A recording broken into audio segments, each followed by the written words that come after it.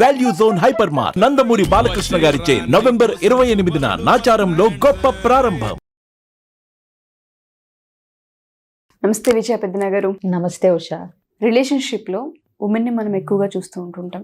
వాళ్ళకి చాలా పెయిన్ ఉంటూ ఉంటుంది, చాలా స్ట్రెస్ ఉంటూ ఉంటుంది, యాంగ్జైటీ ఉంటుంటుంది. కొన్నిసార్లు భర్త ఏది అన్నా తుడుచుకొని వెళ్ళిపోయే ఆ మైండ్ సెట్కి వాళ్ళు వస్తూ ఉంటుంటారు. బట్ కొన్నిసార్లు వాళ్ళల్లో వాళ్ళు చాలా కుమిలిపోతూ ఉంటుంటారు. మనం చాలాసార్లు మాట్లాడాం కూడా, ఒక 1 year బ్యాక్ అనుకుంటా. వాళ్ళ ఏడుపు, వాళ్ళ పెయిన్ ఆ పడుకునే మంచానికి ఆ దిండుకు మాత్రమే తెలుస్తూ ఉంటుంది. అంత బాధని మోస్తూ ఉంటారు వాళ్ళని. ఏ విధంగా వాళ్ళ పెయిన్ ఉండే అవకాశం ఉంటుంది చాలా మందికి తెలీదు. ఎంత సఫర్ అవుతారో, వాళ్ళు వాడే ప్రతి మాట వెనుక చాలా అంతరార్థం ఉంటుంటుంది. బట్ వాళ్ళకి అర్థం కాదు ఎంత ఎఫెక్ట్ అవుతుంది అవతల వాళ్ళకి, హస్బెండ్స్కి. ఏ విధంగా చెప్పొచ్చు అంటారు? సో హస్బెండ్ నుంచి ఇబ్బంది పడే ఒక మహిళ ఎట్లా తీసుకోగలుగుతుందని అనేది, ఎవరికైనా ఎప్పుడైనా ఎక్కువ శాతం ఎవరికైనా చివరి వరకు మనం ట్రై చేసి ఈ రిలేషన్షిప్ని, ఈ కాపురాన్ని, ఈ సంసారాన్ని కాపాడుకోవాలనే ఉంటుంది. ఎవరికి అలా కాలదన్నేసుకుని వెళ్ళిపోదాం అని ఉండదు. ఎందుకంటే ఆ ప్రాసెస్లో వాళ్ళు ఎన్నో ఎమోషనల్ బ్యాగేజ్కి, ట్రామాకి, అప్స్ అండ్ డౌన్స్కి గురవుతూ ఉంటారు. సో ఒక రిలేషన్షిప్ని వద్దు అనుకుని డిసైడ్ అవ్వాలి అంటే ఒక స్త్రీకైనా పురుషుడికైనా అది చాలా టఫ్. ఎస్పెషలీ ఒక డామినేటింగ్ హస్బెండ్, ఒక ఈగోయిస్టిక్ హస్బెండ్, ఒక అర్థం చేసుకోలేని భర్త, ఇలా రకరకాలుగా ఒక స్త్రీ తన భర్త నుంచి ఇబ్బందులు పడుతున్నప్పుడు కొంతమంది భర్తలు ఏమనుకుంటారు, మగవాళ్ళు అన్నీ సమకూరుస్తున్నాం కదా, ఇంకేళ్ళకి ఏమి లోటు చేసామని వీళ్ళు అసలు హ్యాపీగా ఉండరు, అన్నీ చెయ్యరు, చక్కదిద్దరు, ఇంట్లో నేను అంత కష్టపడి సంపాదించి తెచ్చేస్తుంటే కాలు కింద పెట్టకుండా అన్నీ అమర్చడానికి ఏంటి, సౌకర్యవంతంగా ఉండటానికి ఏంటి, ఈ భావనలో ఉంటారు. చాలామంది మగవాళ్ళు భార్యల్ని బాగా చూసుకోవటం అంటే అది డబ్బు సంపాదించటం, చీరలు నగలు కొనిపెట్టడం, ఆవిడికి సౌకర్యవంతంగా ఉండటం, అది అనుకుంటారు. అది కూడా ఒక పార్ట్. బట్ ఆవిడ చెప్పేది విందాం, ఆవిడ ముచ్చట్లు చెప్తున్నప్పుడు కాసేపు ఓపికగా విందాం, ఆవిడ బాధలు ఏదన్నా చెప్తున్నప్పుడు, అన్హ్యాపీనెస్ని ఎక్స్ప్రెస్ చేస్తున్నప్పుడు కాసేపు విందాము, టైం స్పెండ్ చేద్దాము, తన బాధ ఏంటో అసలు కనుక్కుందాము, డల్గా ఉంటే ఎందుకుందో కనుక్కుందాము, ఈ ధ్యాస చాలామందికి ఉండదు. ఎందుకంటే దీనికి చాలా కారణాలు ఉంటాయి. మళ్ళీ చిన్నప్పుడు వాళ్ళ అమ్మ ఎఫిషియెంట్ కావటము, లేదంటే ఆవిడ వీళ్ళకి కనిపిస్తూ బాధపడకుండా ఉండటం, అన్నీ ఒంటి చేత్తో చక్కబెట్టేసుకురావటం, ఇలాంటివి చూసి కూడా ఏంటంటే మా అమ్మ అలా చేసుకుంది కదా, అలాగే చేసుకుంటారు అందరూ అనే అపోహలో కొంతమంది ఉంటారు. కొంతమంది ఈగోయిస్టిక్గా ఉంటారు. చెయ్యాలి కదా, వైఫ్ అంటే ఇలాగే ఉండాలి కదా, ఆమెకు కొన్ని డ్యూటీస్ ఉంటాయి, అవి వైఫే చెయ్యాలి, ఇలాంటివి ఉంటాయి. అంటే ఏంటంటే తిన్న పళ్ళిన దగ్గర నుంచి అన్ని వైఫే చెయ్యాలి అనేది ఉంటుంది. ఎస్పెషలీ హోమ్ మేకర్స్ మీద మరీ చులకన, గ్రాంటెడ్నెస్ ఎక్కువ ఉంటుంది.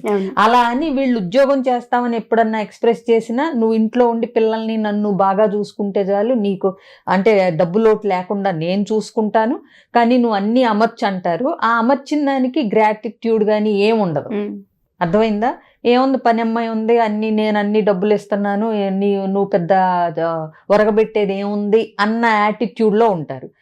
ఇంకొంతమంది అసలు భార్యకి ఒక మనసు ఉంటుందని కానీ, ఆవిడ భర్త అంటే ఎట్లా తోడు నీడ అట్లా కోరుకుంటుందని కానీ, ఆవిడ ఇతని సమక్షాన్ని ఎంజాయ్ చేస్తుందని కానీ. ఇప్పుడు చాలామంది ట్రిప్పుకి తీసుకెళ్తాం అంటారు, ప్రతిసారి ఒక 10 మందిని వేసుకొస్తారు. ఆవిడికి వీళ్ళిద్దరే వెళ్ళాలని ఉన్నప్పుడు మన ఇద్దరమే వెళ్తే ఏం తోస్తుంది అంటారు. అక్కడ తోచకపోవటం కాదు, ఆవిడికి ఆయనతో మాత్రమే ఆ టైం స్పెండ్ చేయాలని ఉంది అనేది వాళ్ళకి గ్రహింపుకు రాదు. సరే, ఇవన్నీ ఒక ఎత్తు అయితే, ఇకపోతే సూటిపోటి మాటలు అనేవాళ్ళు ఉంటారు. అసలు ఇక ప్రతి చిన్నదానికి లోపాలు ఎతకటం, తప్పులు ఎతకటం, అసలు ఏది సాటిస్ఫాక్షన్ ఉండదు, వాళ్ళు ఏం చేసినా వీళ్ళకి నచ్చదు. ఎందుకంటే అదొకలాంటి చులకన భావం భార్య అంటే. అసలు కొన్నిసార్లు నాకు అర్థం కాదు, భార్యను చులకన చేస్తే తన్ను తానే చులకన చేసుకుంటున్నారు అన్న ఆలోచన భర్తకు కానీ, భర్తతో పోట్లాడి సంసారాన్ని అంటే చిన్నాభిన్నం చేసుకుంటే ప్రశాంతత పోయేది నాకే, మా ఇద్దరికే, ఇద్దరు ఒకటి అర్ధనారీశ్వరుల్లాగా ఇద్దరూ చేసే పని, ఒకళ్ళ చేసే పని ఇంకోళ్ళ మీద ఎఫెక్ట్ చూపిస్తుంది అనేది ఎందుకు ఉండదు? ఒక ప్రాబ్లం వచ్చినా, ఒక నచ్చకపోయినా వాటిని ఇద్దరు కలిసి ఎలా నచ్చజెప్పుకుని, ఎలా ఒకళ్ళకొకళ్ళు అర్థం చేసుకునేలాగా చెప్పుకుని ఎందుకు ట్రై చేయరు అనేది ఒక క్వశ్చన్ మార్క్. మెయిన్ రీజన్స్ ఏంటంటే ఈగో. ఎస్పెషలీ మగవాళ్ళకి తెలియకుండానే నరనరాల్లో కొంతమందికి ఈగో అనే దెయ్యం ఉంటుంది. సో అది వీళ్ళని ఇష్టం వచ్చినట్టు ఆడిస్తూ ఉంటుంది. ఆ మైకంలో వీళ్ళకి కూడా తెలియదు, ఈగో ఉందని కూడా తెలియదు. ఇలాంటి వాళ్ళు చేసే పనుల వల్ల ఒక మహిళ సంసారాన్ని కానీ తన జీవితాన్ని కానీ ఎంత నిలబెట్టుకుందాము అనుకున్నా కొన్నిసార్లు ఒక్క మాట కానీ ఒక్క చేత కానీ ఆవిడ మనసు విరిగిపోయేట్టుగా చేస్తుంది. అది భరించి భరించి భరించి ఎంతో స్ట్రాంగ్గా ఉన్న రిలేషన్షిప్ను కూడా ఆ ఒక్క మాట లేదా ఆ ఒక్క సంఘటన ఆవిడని కంప్లీట్గా, అంటే లీటర్ పాలల్లో ఒక్క చుక్క నిమ్మరసం వేస్తే విరిగిపోయినట్టు ఒక్కొక్కసారి ఒక్కొక్క సంఘటన ఒక్క సంఘటన ఆ మొత్తం జీవితాన్ని రిలేషన్షిప్ని కూడా చిన్న భిన్నం చేసే అవకాశాలు ఉంటాయి. ఊరికే ఫర్ ఎగ్జాంపుల్ నీకు మెటాఫర్ లాగా చెప్పాలంటే కనుక నాకు ఒక క్లాత్, ఒక సిజర్స్ తెప్పించు ఉషా, దాన్ని బట్టి నేను చూపిస్తాను. సో ఇది మనం ఆ మహిళ యొక్క మనసు, రిలేషన్షిప్ని నిలబెట్టుకునే ఒక శక్తి అనుకుందాం మనం దీన్ని. సో ఆవిడ ఏదైనా సరే భరిస్తూ వస్తుంది, కొంతకాలం వరకు దాన్ని ఓర్పు వహిస్తూ వస్తుంది. సో అప్పటి వరకు ఎన్ని సంఘటనలు జరిగినా ఆ మనసు అనేది గట్టిగా నిలబడుతుంది. తద్వారా ఆవిడ తన జీవితాన్ని, కాపురాన్ని, రిలేషన్షిప్ని కూడా నిలబెట్టుకోగలుగుతుంది. బట్ ఎప్పుడో ఇక కొన్నిసార్లు ఇక ఒక సంఘటన కానీ, ఒక చిన్న మాట కానీ, చూడు ఎంత చిన్న మాట కానీ, ఎంత చిన్న సంఘటన కానీ మొత్తం అప్పటి వరకు తను ఏర్పరచుకున్న నమ్మకాన్ని అంతటిని రెండు ముక్కలుగా అయిపోతుంది. భర్త అయినా సరే ఆ మగవాళ్ళు వాళ్ళు అనొచ్చు, ఏముంది దీనికే ఇంతిదా, దీనికే ఇంతిదా అని. ఒక చెట్టు కొమ్మని నరకాలనుకుంటాం. సో అది ఒక 14వ దెబ్బకి చెట్టు కొమ్మ విరిగిపోయింది అనుకుంటాం. సో 14వ దెబ్బ వల్లే విరిగిందా చెట్టు అంటే నువ్వు ఒప్పుకుంటావా? మిగతా 13 దెబ్బలు ఉన్నాయి కదా. ఎగ్జాక్ట్లీ. మిగతా 13 దెబ్బల యొక్క ఇంపాక్ట్ ఉండటం వల్ల 14వ దెబ్బకి నువ్వు సక్సెస్ఫుల్గా చెట్టు కొమ్మని నరకగలుగుతావు. అలాగే ఆల్రెడీ భరిస్తూ భరిస్తూ వచ్చిన సంఘటనల ద్వారా ఆవిడ మనసు ఎప్పుడైతే బలహీనపడుతుందో ఒక్క చిన్న సంఘటన చాలు, అప్పుడు ఒక్క చిన్న ట్రిగ్గర్ చాలు మనసు విరిగిపోవటానికి కానీ, రిలేషన్షిప్ కూలిపోవటానికి కానీ, ఇక వద్దు వీళ్ళు నాకు వద్దు అనుకోవటానికి.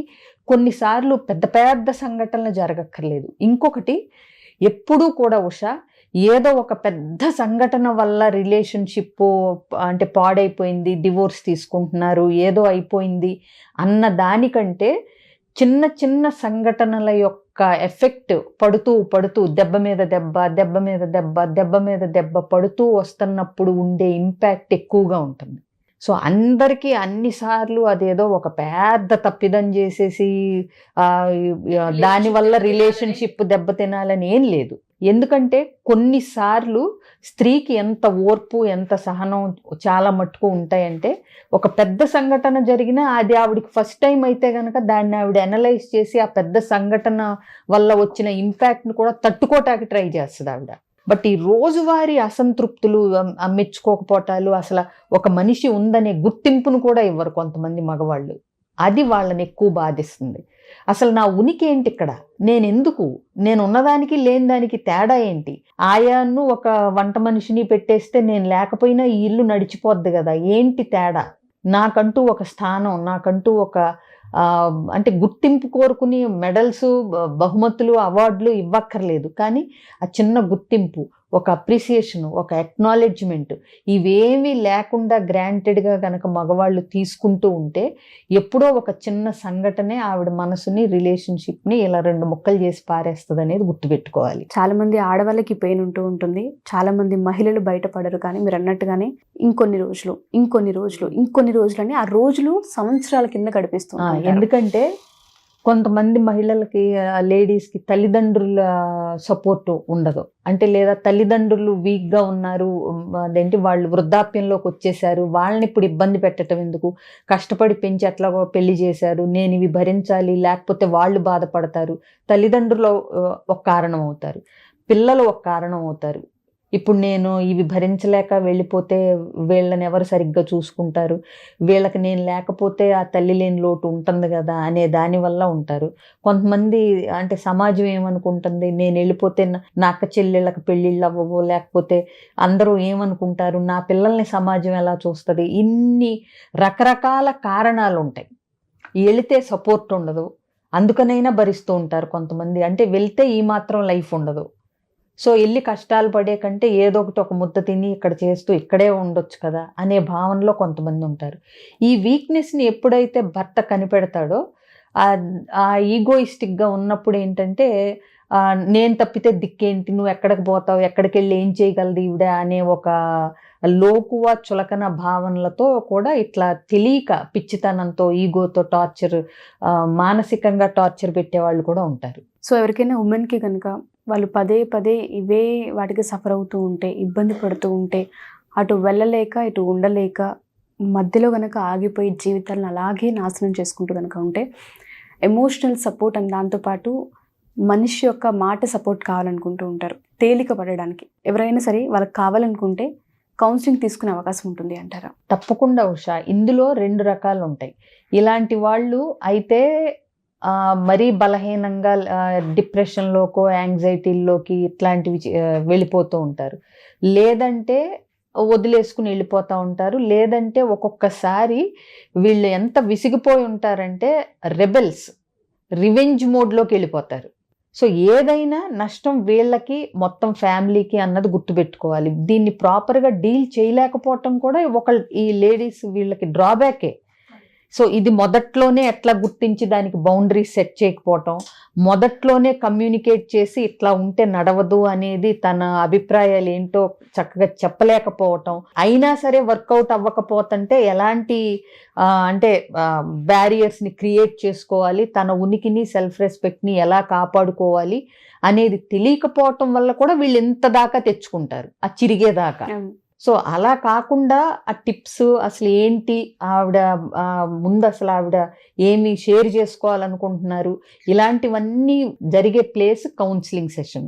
సో ఖచ్చితంగా ఎవరైనా ఇలాంటి వాళ్ళు కౌన్సిలింగ్ కావాలి అంటే కనుక నేను రెడీగానే ఉన్నాను, వాళ్ళు చెప్పేది వినటానికి, వాళ్ళ బాధ అర్థం చేసుకోవటానికి, ఏదైనా వీలైతే కనుక సొల్యూషన్. సో ఇక్కడ ఆల్వేస్ సొల్యూషన్స్ కంటే సెల్ఫ్ ఎక్విప్డ్గా తయారవటానికి, వాళ్ళని వాళ్ళు రెడీ చేసుకోవటానికి, ఫేస్ చేయటానికి, హ్యాండిల్ చేయటానికి, డీల్ చేయటానికి, జీవితాన్ని ఫేస్ చేయటానికి ఎలా రెడీ చేసుకోవాలి అనేవి కావాలి అంటే కనుక స్క్రీన్ మీద కనిపిస్తున్న నెంబర్ కాంటాక్ట్ చేస్తే నా టీం పూర్తి వివరాలు ఇస్తారు వాళ్ళకి. డెఫినెట్గా మ్యామ్. సో ఎవరైతే మా ఈ వీడియో చూస్తూ ఉంటుంటారో, ఎస్పెషల్లీ ఉమెన్, ఎవరైతే పెయిన్ ఎక్కువ తీసుకొని మనసు ఇంకా ఇబ్బందిగా ఉంది, వేటిపైన ఫోకస్ వెళ్ళట్లేదు, ఏం చేయబుద్ధి అవ్వట్లేదు, కొన్నిసార్లు స్ట్రెస్, యాంగ్జైటీ, డిప్రెషన్తో పాటు సూసైడల్ టెండెన్సీ కూడా చేసుకునే ఆడవాళ్ళు ఉంటుంటారు.